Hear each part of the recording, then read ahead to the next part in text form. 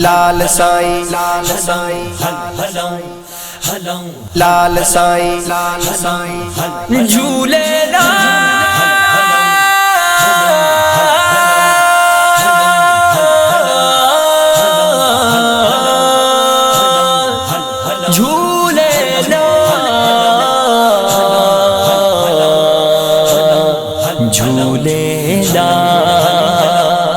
कलंदर झूले झूले लाल कलंदर झूले झूले लाल कलंदर झूले झूले लाल कलंदर झूले झूले लाल हल हल हलो सखी लाल जे दर्जे को आहे लजपाल हल हलो सखी लाल जे दर्जे को आहे लजपाल सिंध में रहजो लजपाल साईं लाल साईं सेवण में आहे बेमिसाल साईं लाल साईं सिंध में रहजो लजपाल साईं लाल साईं सेवण में आहे बेमिसाल साईं लाल साईं उस्मान मरवंदी नालो अथस प्यारो झोल भरे पे जावींदो आहे जग सारो हलो सखी लाल जे दर्जे को आहे लजपाल हलो सखी लाल जे दर्जे को आहे लजपाल उस्मान मरवंदी नालो अथस प्यारो झोल भरे पे जावींदो आहे जग सारो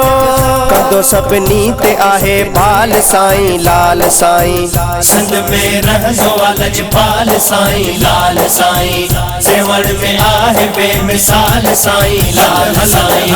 हलो सखी लाल जे दर्जे को आहे लजपाल हलो सखी लाल जे दर्जे को आहे लजपाल सिंध में रहजो लजपाल साईं लाल साईं सेवण में आहे बेमिसाल साईं लाल साईं सखी दरवाज़े ते खलकूं ईंदियूं आहिनि वंड वठी ॾाढो पोइ ख़ुशि थी वेंदियूं आहिनि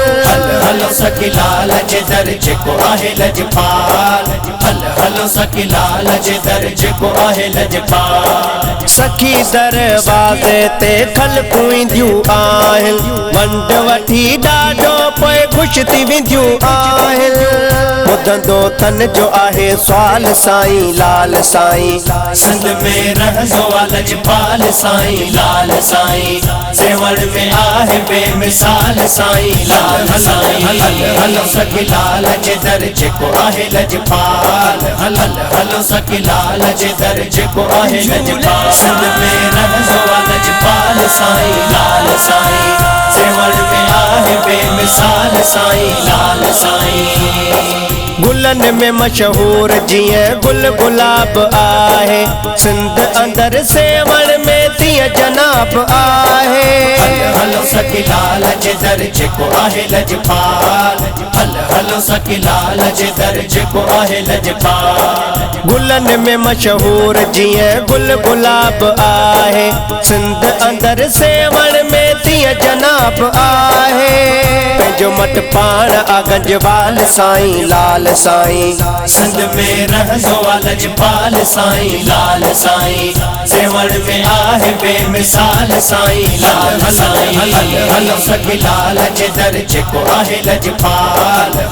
हलो सखी लाल जे दर्जे को आहे लजपाल सिंध में रहजो लजपाल साईं लाल साईं सेवण में आहे बेमिसाल साईं लाल साईं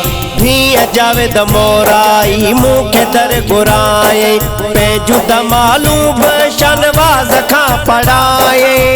हलो सखी लाल जे दर्जे को आहे लजपाल हलो सखी लाल जे दर्जे को आहे लजपाल भीअ जावेद मोराई मूंखे दर घुराए पंहिंजूं दमालूं बि शनवाज़ खां पढ़ाए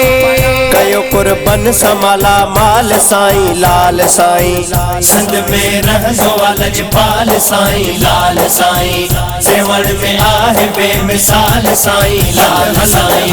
हलो सखी लाल जे दर्जे को आहे लजपाल हलो सखी लाल जे दर्जे को आहे लजपाल सिंध में रहजो लजपाल साईं लाल साईं सेवण में आहे बेमिसाल साईं लाल साईं